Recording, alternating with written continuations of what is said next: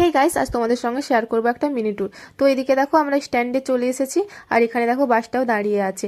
বাস ছাড়ার টাইম হয়ে গেছে, তাই আমরা উঠে গেছি। আর এদিকে দেখো গপুও কত সুন্দর বসে আছে। আর এটা ছিল গপুর ফার্স্ট বাসের জার্নি।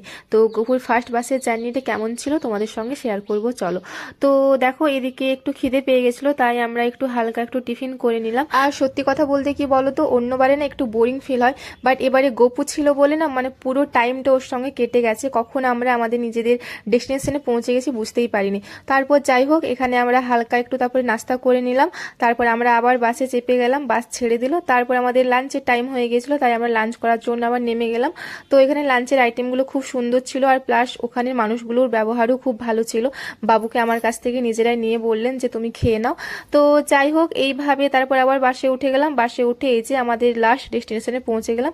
তো আজকের এই মিনি ট্যুরটা কেমন লাগলো অবশ্যই কমেন্ট করে জানিও। আর সবাই ভালো থেকো, সুস্থ থেকো। দেখা হচ্ছে কাল একটা নতুন